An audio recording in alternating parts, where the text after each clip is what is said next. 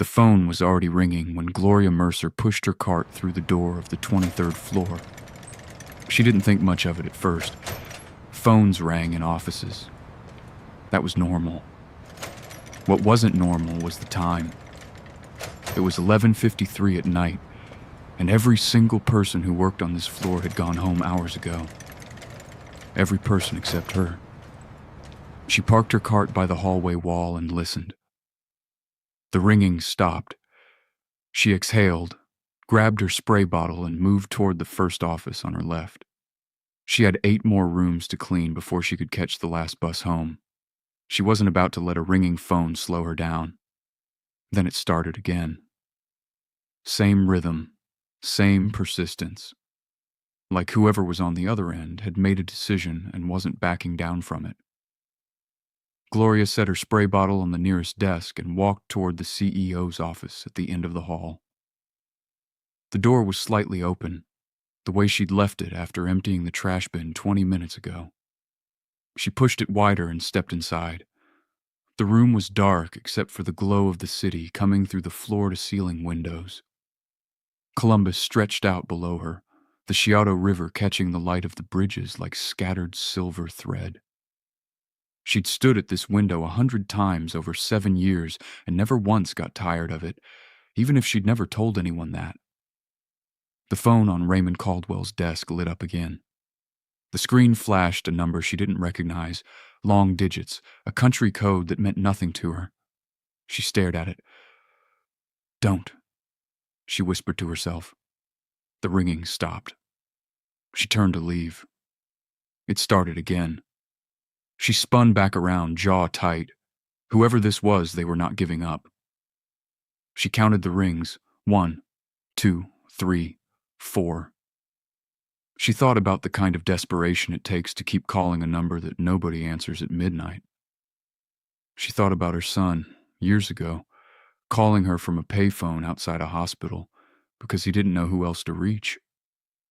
She thought about what it felt like to need someone to just pick up. Her hand moved before her brain gave it permission. She grabbed the receiver. "Hello?" A sharp intake of breath on the other end. Then a man's voice, tense and fast, thick with an accent she couldn't quite place. "Finally. Is this Caldwell Meridian Group? I have been calling since 9 o'clock. Where's Raymond?" Gloria's chest tightened. "Mr. Caldwell isn't here. This is the night staff." "Night staff?" The man's voice dropped, heavy with frustration. "Listen to me carefully. My name is Marcus Voss. I am calling from Brussels. We have a very serious problem with the contract. The language has been changed. Language that was never agreed upon, and if it is not corrected before morning, I am pulling out of this deal entirely. Do you understand what I'm saying? This is not a small matter." Gloria gripped the receiver with both hands now. She looked around the room like someone might walk in and catch her. Nobody came.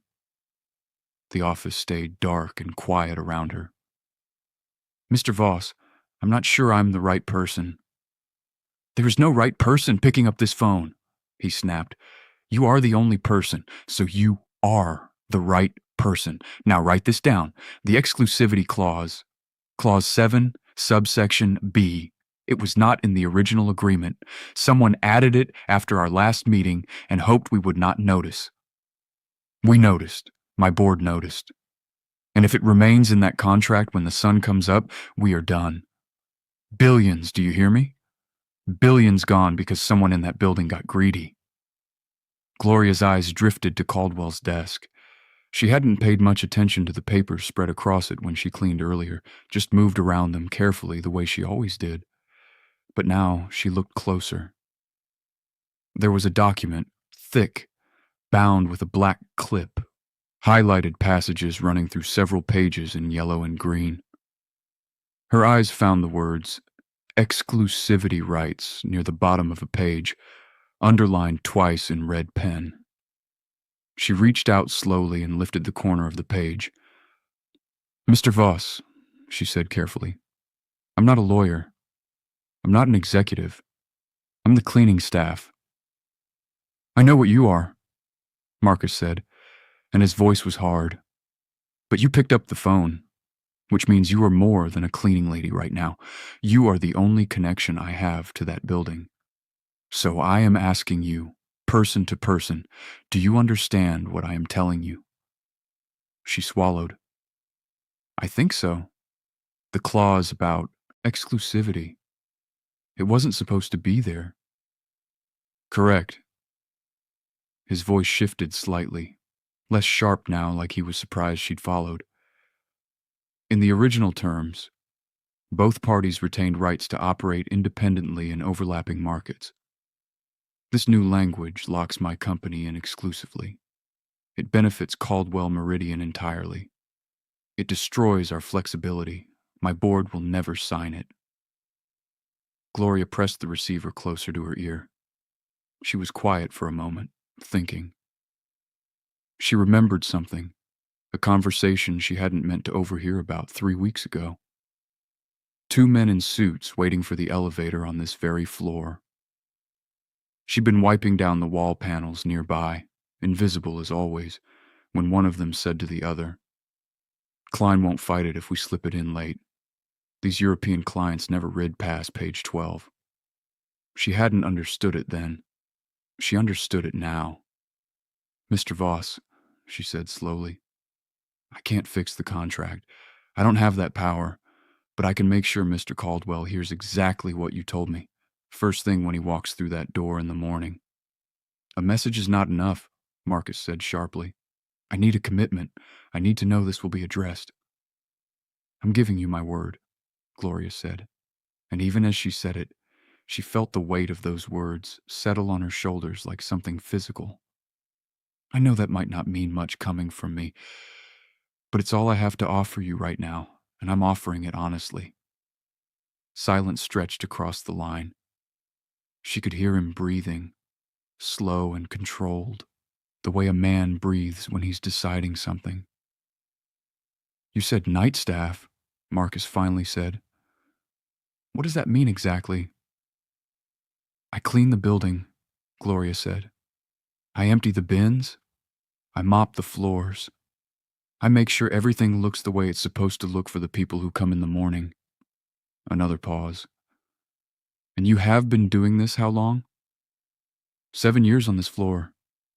7 years. He repeated it like he was turning it over in his mind. And in 7 years, you have learned nothing about how this company operates?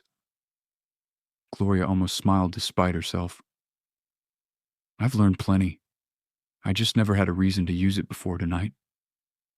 Marcus let out a long breath. All right, Miss Mercer, Gloria Mercer. Miss Mercer, I will wait until morning, but no later than 8 o'clock. If I do not hear from Raymond Caldwell personally by 8 o'clock, I walk, and I will tell every partner I have in Europe exactly why. You'll hear from him, Gloria said. I promise you that. The line clicked dead. She stood there holding the receiver long after the call ended, the dial tone humming against her ear like a question she didn't know how to answer. Then she set it down gently, the way you set down something fragile, and pressed both palms flat on the desk to steady herself. Her hands were shaking. She looked around the room again. The city lights outside. The leather chair behind the desk that probably cost more than her monthly rent. The framed magazine cover on the wall with Raymond Caldwell's face on it, the headline reading Columbus's Most Powerful CEO. She looked at all of it and thought, what did I just do? She'd just made a promise on behalf of a man who didn't know her name. She'd just inserted herself into a business deal worth more money than she would earn in 10 lifetimes. She'd just told a stranger in Brussels that he could trust her word. And the terrifying part, the part that made her knees feel soft and her throat feel tight, was that she meant every word of it. She picked up her spray bottle and went back to work because that was what she did. She worked. She kept moving. She didn't fall apart in other people's offices, But her mind wouldn't stop running, looping back through the conversation, through Marcus's voice, through the highlighted clause on the desk, through the two men by the elevator 3 weeks ago who never once looked at her. They never looked at her. That was the thing. Nobody ever looked at her, and because they didn't, she heard everything.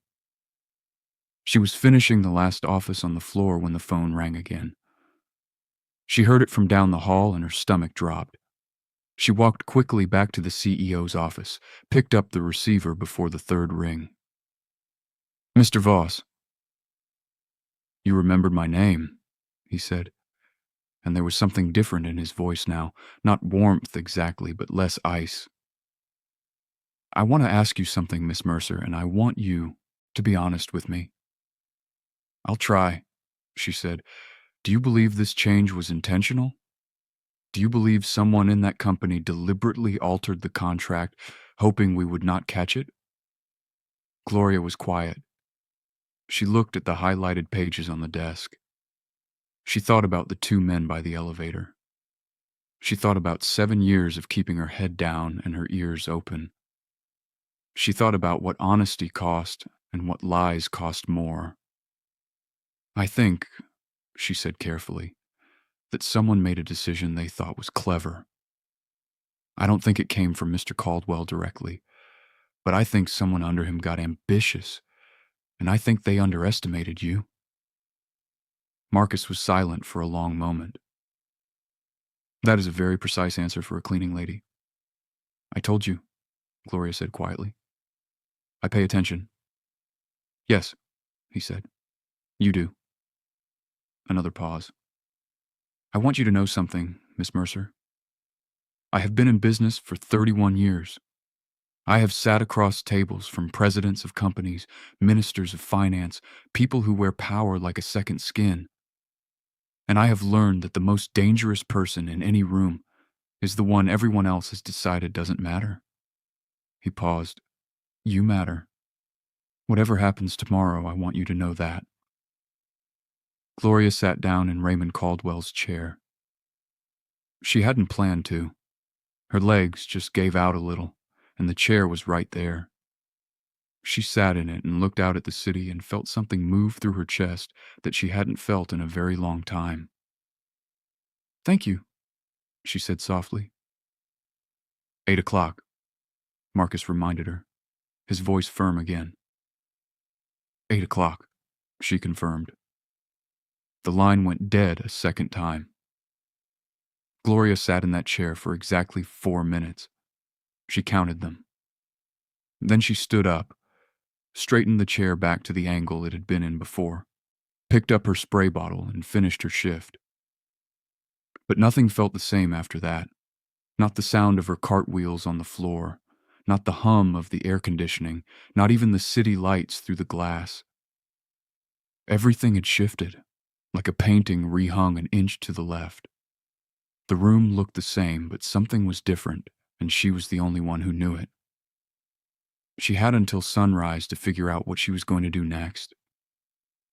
If this story is hitting different for you right now, do me a favor and hit that subscribe button so you never miss where a story like this goes. And drop a comment below. Would you have picked up that phone? I genuinely want to know. Now let's keep going. Gloria had cleaned this building for 7 years, but she had never once stayed past her shift. The night crew had an unspoken rule. You came in, you did your work, you left before the suits arrived. Crossing that line wasn't just uncomfortable, it was dangerous. People who overstayed their welcome in places like this had a way of finding themselves without a job by the end of the week. She knew that.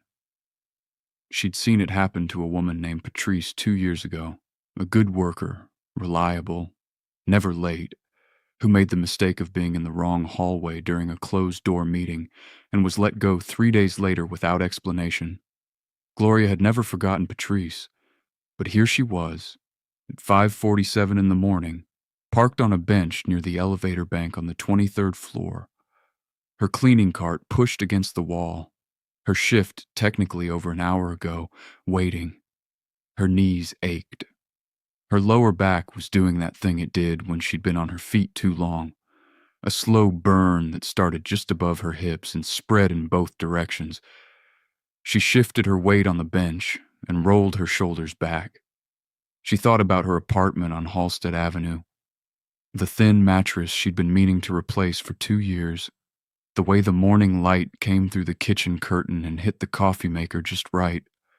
She thought about how good it would feel to be there right now. But she wasn't there.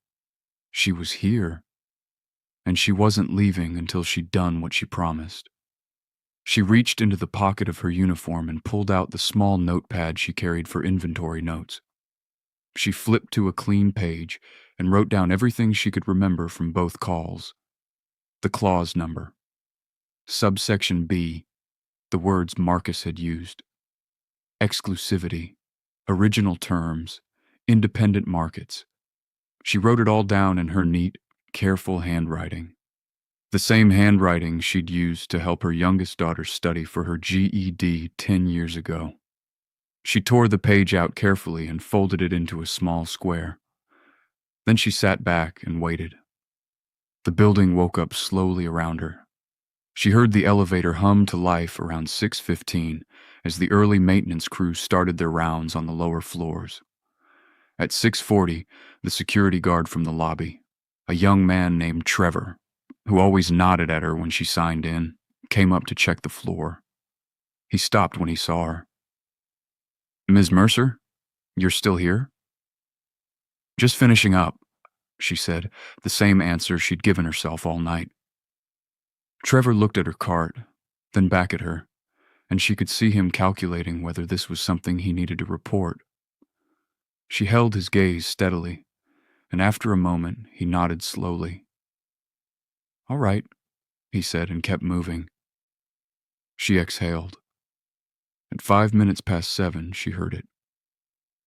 The elevator doors opened at the far end of the hall, and Raymond Caldwell stepped out. He was exactly as she'd always seen him. Tall, composed, moving like a man who had never once doubted that a room belonged to him. His assistant, a young woman in a gray blazer, walked half a step behind him, carrying a tablet and a leather folder. Caldwell was already talking before he'd fully cleared the elevator doors, something about a call he needed to make before 8, and figures he wanted pulled before the morning meeting. He didn't look up. Gloria stood. Her legs felt unsteady beneath her, but she locked them and stood straight. She had spent 7 years making herself invisible in this building. Every instinct in her body was screaming at her to step back, to let him pass, to slip away quietly and pretend none of this had happened. But Marcus Voss was sitting in Brussels waiting for a call that only Raymond Caldwell could make, and she had given her word. She stepped forward. "Mr. Caldwell." Her voice came out steadier than she expected. He stopped walking. Not because he recognized her, but because someone had spoken to him in a hallway where he hadn't expected anyone to be. He turned slowly, his eyes finding her, moving from her face to her uniform, to her cart by the wall. His expression didn't change exactly, but something behind his eyes shifted. A slight narrowing, a recalibration. "Who are you?" he said. Not unkindly, just factually. The way a man asks a question when he genuinely doesn't know the answer and needs it quickly. "Gloria Mercer," she said. "I work nights here, cleaning staff." His assistant glanced between them. Caldwell's jaw tightened slightly. "Why are you still on this floor, Ms. Mercer?" "Because last night your phone rang," Gloria said, "and I answered it." The assistant's head came up sharply. Caldwell went very still. "You answered my phone." "Yes, sir. It rang for a long time. I know I shouldn't have, but whoever was calling wasn't stopping, and I—" She paused, steadied herself. "I answered it." Caldwell looked at her for a long moment. Then he walked past her into his office. She followed, stopping just inside the doorway. She watched him look at his desk, at the papers, at the phone. She watched something register in his face, some recognition of disorder where there should have been order. He turned back to her.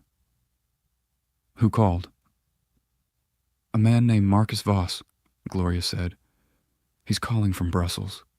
He said he'd been trying to reach you since 9 o'clock last night. He said there's a problem with a contract. Something about an exclusivity clause that wasn't in the original agreement. She unfolded the piece of notepad paper and held it out toward him. I wrote down everything he said. Clause 7, subsection B.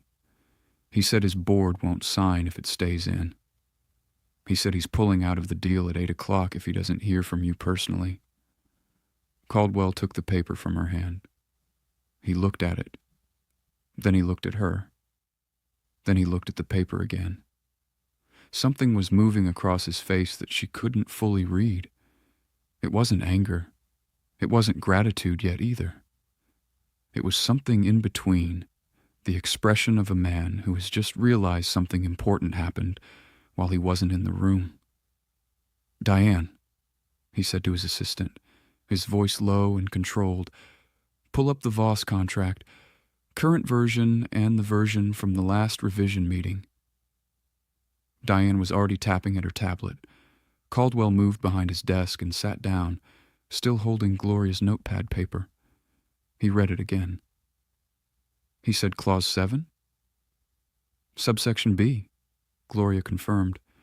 He said it wasn't in the original terms. He said it locks his company in exclusively and that it benefits Caldwell Meridian entirely. Caldwell looked up at her sharply. He said that specifically? Those words? Yes, sir. He also said... She hesitated. He said he'd been in business 31 years and he knew what it looked like when someone slipped something in hoping it wouldn't get noticed. The room went quiet. Diane looked up from her tablet slowly. Caldwell leaned back in his chair, and for the first time since she'd known him by sight, he looked like a man carrying weight he hadn't expected to carry this morning. Here, Diane said quietly, turning the tablet toward him. He leaned forward and read. Gloria watched his eyes move across the screen. She watched the moment they stopped. Who approved this revision? He said, his voice very quiet now, the kind of quiet that was louder than shouting. I'm looking, Diane said, scrolling quickly. It was submitted by Daniel Forsyth's team, approved internally 4 days ago. Caldwell closed his eyes for exactly 2 seconds. Then he opened them and picked up his desk phone. He dialed. The call connected almost immediately. Marcus, he said, and his voice had shifted completely, warmer now, direct. It's Raymond. I owe you an apology and an explanation, and I'm going to give you both right now. Gloria took a small step back toward the doorway. She wasn't trying to listen, but the office was quiet and sound carried. She heard Marcus's voice on the other end, sharp at first, then gradually evening out as Caldwell spoke. She heard Caldwell say the clause would be removed before noon. She heard him say the revised contract would be in Marcus's inbox within the hour. She heard him say, and this was the part that made her breath catch, the reason I'm calling you right now before 8 o'clock is because of a woman on my night cleaning staff who stayed 3 hours past the end of her shift to make sure I got this message. There was a pause. Then she heard Marcus's voice, and even from where she stood, she could make out the words. Gloria Mercer, Marcus said.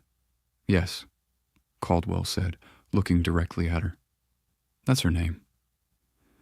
She looked at the floor. Her throat felt tight in a way she hadn't expected and wasn't prepared for. She heard Marcus say something else, something she couldn't make out, and then Caldwell said, I agree completely, and ended the call. The office was quiet for a moment.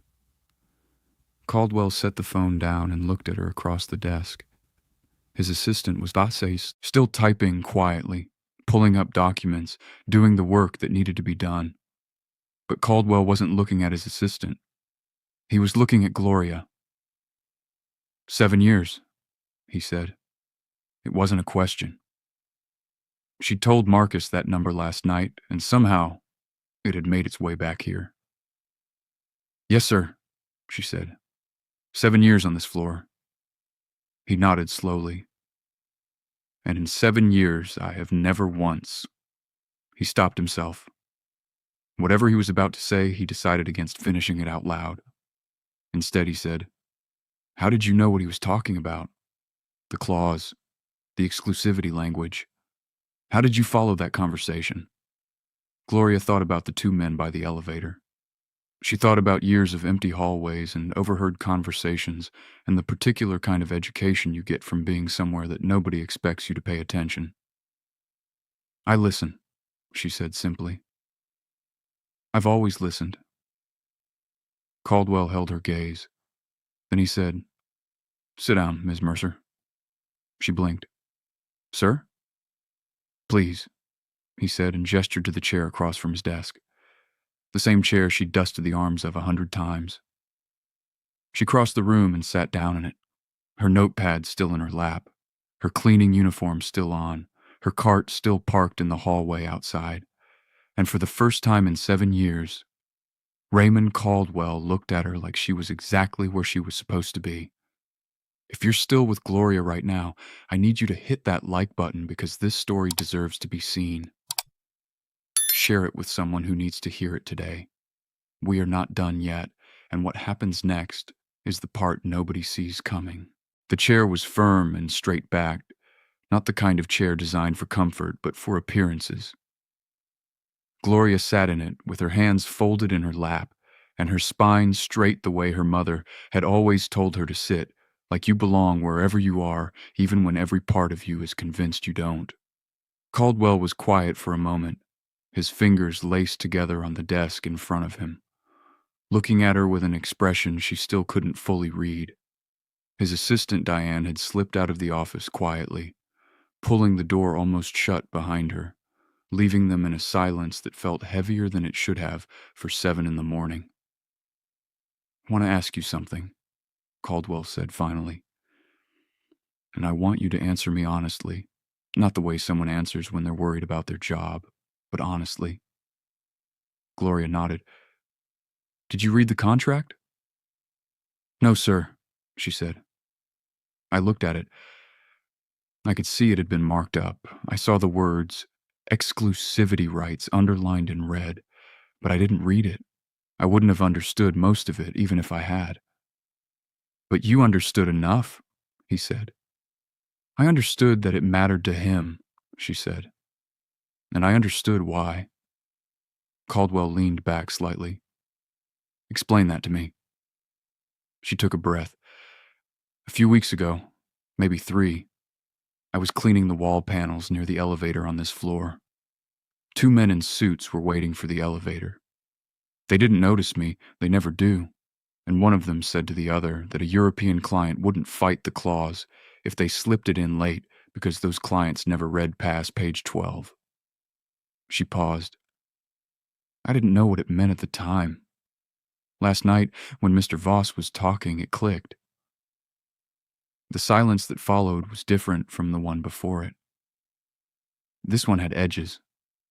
Caldwell's jaw tightened almost imperceptibly. "Did you recognize either of the men?" "I know faces from 7 years of working this floor," Gloria said carefully. "I don't always know names. But you could identify them if you needed to?" She looked at him steadily. "Yes, sir. I could." Caldwell nodded slowly, and she could see something hardening behind his eyes, not toward her, but toward something else, some decision he was beginning to solidify. He picked up his pen and turned it over in his fingers once, twice, then set it down. "Ms. Mercer, I want to be direct with you." "Please," she said. "What you did last night was either the most presumptuous thing a member of my support staff has ever done in this building," he said, "or the most valuable. I'm leaning very strongly toward the latter." Gloria said nothing. She'd learned a long time ago that when someone powerful was working their way toward saying something important, the worst thing you could do was interrupt them. The Voss partnership represents a $4.3 billion expansion into European markets, Caldwell continued. It has taken 2 years to negotiate. If Marcus Voss had walked away this morning, we would not have gotten him back. Not this year. Possibly not ever. The damage to our reputation alone would have taken years to undo. He paused. You understand what I'm telling you? I think so, she said. You're telling me it was bigger than I knew. It was bigger than most people in this building knew, he said. And you held it together with a notepad and a promise. Something in his voice when he said that last part wasn't condescension. It was something closer to disbelief, the genuine kind, the kind that comes from being surprised by the world in a way you didn't expect. Gloria felt the back of her neck grow warm. I just did what seemed right, she said. That's all I ever do. Caldwell studied her for a moment. Tell me about yourself. Not your employment record, I can pull that. Tell me about you. She blinked. It was not a question she'd been asked in a professional setting in longer than she could remember. People didn't ask the cleaning staff about themselves. They asked them to remop a spot they missed or to make sure the executive bathroom was stocked before a board meeting. She took a breath and started talking. She told him about Rockford, about her father's back and her mother's work and the decision, made not dramatically but practically, that college wasn't the path her life was going to take. She told him about her kids, 3 of them, all grown now, all doing their own living in their own corners of the world. She told him about the night shift, how she'd chosen it because it was steady and because the quiet suited her and because there was a kind of freedom in working when the rest of the world was asleep. She told him about 7 years on this floor, the rhythms she'd learned, the patterns she'd noticed, the names she'd memorized from overheard conversations without ever intending to. She didn't tell him about the loneliness. That wasn't his to have. But she told him enough, and as she talked, she watched something shift in his expression. A gradual softening that she suspected didn't happen often and didn't happen easily. When she finished, he was quiet for a moment. Then he said, My father worked in a foundry for 30 years. He came home every night smelling like metal and heat, and he never once complained about it in front of us. I used to think that was just what men like him did. They absorbed the difficulty and kept going. It wasn't until I was much older that I understood it wasn't about silence. It was about dignity. He looked at her. I recognized that in you. Gloria didn't say anything. There wasn't anything to say to that. Some things you just receive and carry quietly. The door opened and Diane leaned in. The revised contract is ready for your review. Daniel Forsyth is also here. He says you asked to see him. Caldwell's expression closed like a door. Send Daniel in 5 minutes. Give me the contract first. Diane nodded and retreated. Caldwell looked back at Gloria. I have to deal with some things this morning that aren't going to be pleasant, he said. But before I do, I want to make sure something is handled. He reached for a notepad on his desk, the expensive kind, thick cream paper with the Caldwell Meridian letterhead. He wrote something on it, tore the page off, and held it toward her across the desk. She leaned forward and took it. It was a name and an extension number. That's my head of operations, Caldwell said. Her name is Vivian Torres. I want you to call her today, not tomorrow, today, and set up a meeting with her for later this week. Tell her I sent you and tell her I said to discuss your transition. Gloria looked up from the paper. My transition? You've been doing a job that keeps this building running for 7 years, he said. But I don't think it's the job you're supposed to be doing for the next 7. I'd like to explore that, if you're willing. Her heart was doing something complicated in her chest. She looked down at the paper again. at the name written in his clean, deliberate handwriting, Vivian Torres, head of operations. She thought about what that meant.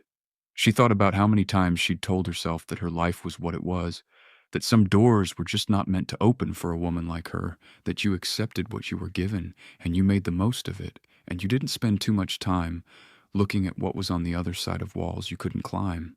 She thought about Marcus Voss saying, "The most dangerous person in any room is the one everyone else has decided doesn't matter." She folded the paper carefully and placed it in the same pocket where she'd kept her notepad all night. "I'm willing," she said.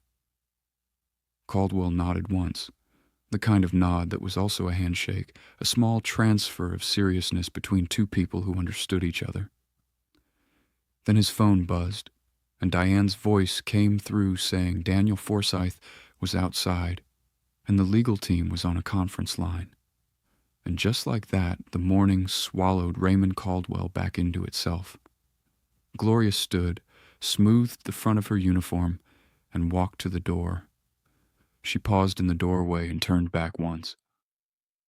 Caldwell was already on the phone, already moving through the machinery of consequence that last night had set in motion.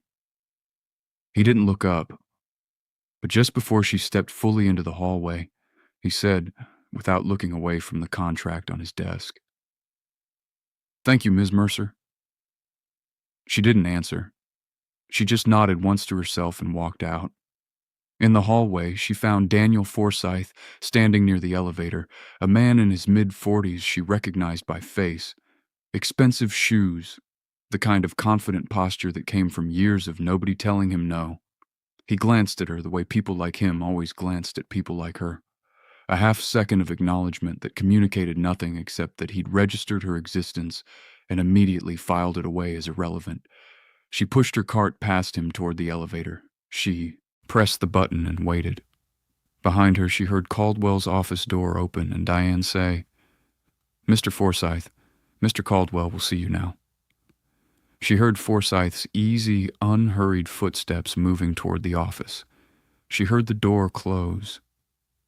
Then she heard, muffled but unmistakable through the heavy door, Raymond Caldwell's voice drop to something low and deliberate, the voice of a man who had decided something and was not going to be argued out of it. The elevator arrived. Gloria stepped inside. She pressed the button for the lobby and watched the doors close in front of her. She caught her reflection in the polished metal surface of the doors. She looked tired. Her uniform was wrinkled from a full shift plus 3 extra hours. Her eyes had the particular heaviness of someone who had not slept and had no immediate prospect of sleeping. But there was something else in her face, too. Something that hadn't been there yesterday, or last week, or maybe in a very long time. She looked like a woman who had been seen. Not discovered, not rescued, not handed anything she hadn't earned. Just seen. The elevator descended. The lobby rose up to meet her. And Gloria Mercer, 54 years old, from Rockford, Illinois, night cleaning staff for 7 years on the 23rd floor of Caldwell Meridian Group, walked out through the front doors and into the Columbus morning like she had somewhere important to be. Drop a comment right now and tell me, did you see that coming? Because Gloria didn't either. Like this video, if you're feeling everything she's feeling right now, we have 1 batch left, and it is the one that will stay with you. Don't go anywhere. The bus ride home took 40 minutes. Gloria sat by the window with her bag on her lap and her cleaning cart folded beside her feet and watched Columbus slide past the glass in the early morning light. The city looked different at this hour than it did at midnight. At midnight it was quiet and still, a place holding its breath. At 7:30 in the morning it was exhaling, people moving on sidewalks, coffee shops unlocking their doors, delivery trucks double parked on side streets, the whole organism of a city waking up and resuming itself without fanfare or ceremony. She pressed her forehead lightly against the cool glass and closed her eyes for a moment. Her body was exhausted in the specific way that came not just from physical work, but from sustained tension, the kind of tired that lived in your shoulders and the back of your jaw from hours of holding yourself together when everything in you wanted to come undone. She thought about the notepad paper she'd handed Caldwell. She thought about the way he'd read it twice. She thought about Marcus Voss in Brussels, sitting by a phone at what must have been early afternoon his time, waiting to see if a cleaning lady's word was worth anything. She thought about the moment Caldwell had said her name out loud on that call, Gloria Mercer, and how Marcus had repeated it back like he was confirming something he already knew. She reached into her pocket and touched the folded paper with Vivian Torres's name and number on it. She didn't take it out. She just touched it, the way you touch something you're not sure is real yet. The bus lurched to a stop at Halstead and Broad, and she gathered her things and stepped off into the morning air. It was cool still, the sun not yet high enough to take the chill off, and she pulled her jacket tighter as she walked the half block to her building. The front door stuck the way it always did, and she shouldered it open the way she always did and climbed the one flight of stairs to her apartment. Inside, it smelled like the candles she'd burned 2 nights ago, something warm and faintly sweet that she'd bought from a woman, selling them out of a basket at the farmer's market on 5th. She set her bag down by the door and stood in the middle of her small living room for a moment without moving. The morning light was coming through the kitchen curtain the way she'd imagined it on the bus, hitting the coffee maker just right, turning the silver of it into something almost golden. She stood there and looked at it and felt the silence of her apartment settle around her like a second skin. Then she sat down on the couch and put her face in her hands and let herself feel all of it. Not the triumph, not the pride, not the vindication. All of it. The fear she'd been swallowing since the first ring of that phone. The loneliness of standing in that office in the middle of the night with a decision nobody had asked her to make. The years of pushing that cart down that hallway and wondering if any of it meant anything beyond the check that came every 2 weeks. The weight of a promise made to a stranger who had no reason to trust her. The look on Caldwell's face when he said her name into the phone. The folded paper in her pocket. All of it came up at once, and she sat with it in the quiet of her apartment on Halstead Avenue and let it move through her the way rain moves through, not destroying anything, just passing, leaving everything a little cleaner than it was before. After a while, she raised her head and wiped her eyes with the back of her hand and stood up. She went to the kitchen and made coffee. Real coffee. Not the instant kind she usually settled for on work mornings because she was always too tired to bother. She measured it properly and waited for it to brew and poured it into the mug her youngest daughter had given her 3 Christmases ago, the one that said on the side in plain block letters, "Strong women run in this family." She carried it to the window and stood looking out at Halstead Avenue while she drank it. A woman walked by below pushing a stroller. 2 teenagers sat on the steps of the building across the street, talking with the easy, unhurried energy of people who had nowhere urgent to be. A pigeon landed on the windowsill, looked at her with one orange eye, decided she was uninteresting, and flew away. She thought about calling her daughter. She almost did. But she realized she wasn't ready to tell the story yet, not because Sakichi was still processing it, though she was, but because she wanted to sit with it alone for just a little longer. Some things belong to you before they belong to the telling of them, and this was one of those things. She finished her coffee, washed the mug, and went to bed. She slept for 5 hours, which was more than she usually managed after a night shift. And when she woke up, the afternoon light was flat and white through the curtains, and her apartment smelled like nothing at all. She lay still for a moment, blinking at the ceiling, and waited for the previous night to reassemble itself in her mind the way things do after sleep. Fragmented at first, and then gradually cohering into something solid. The phone? Marcus Voss? Clause 7, subsection B, the notepad paper. Raymond Caldwell saying, "Sit down, Ms. Mercer, Vivian Torres." She reached for her uniform where she'd draped it over the chair beside the bed and found the folded paper still in the pocket. She unfolded it and looked at the name and number in Caldwell's handwriting. She thought about all the reasons not to call.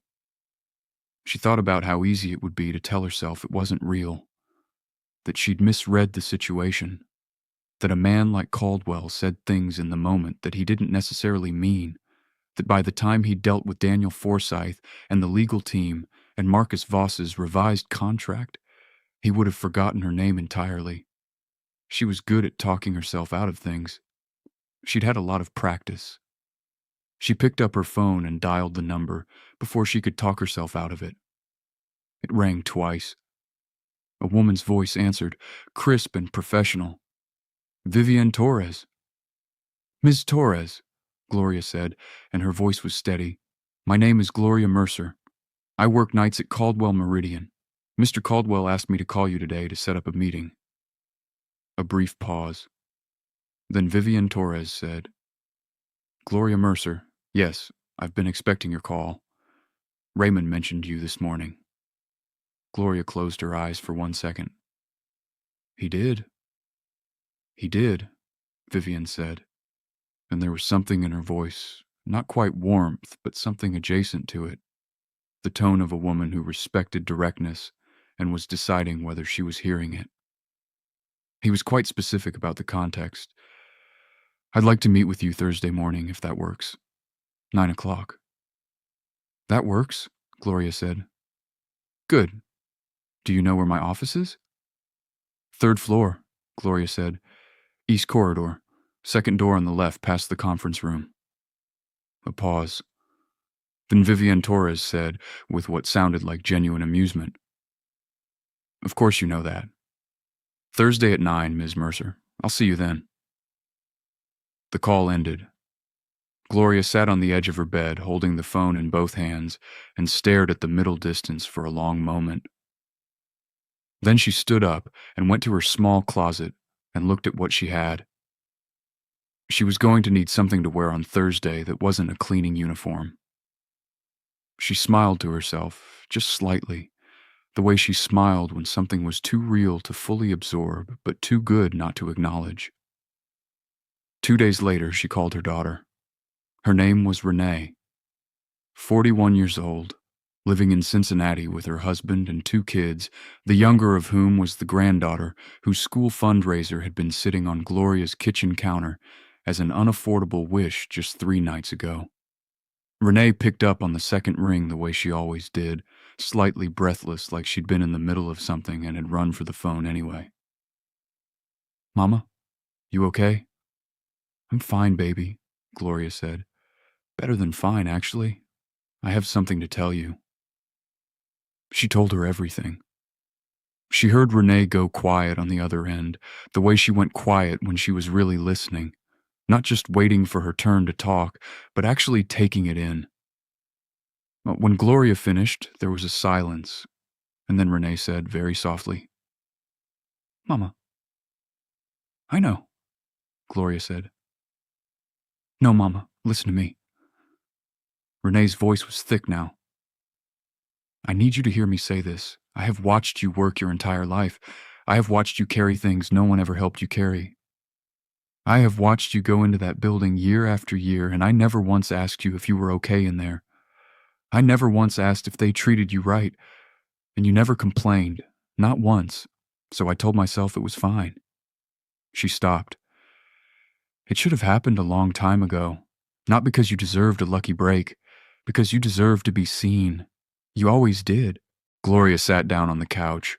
Her coffee was on the table in front of her, going cold, and the afternoon light was long and golden across the floor of her living room.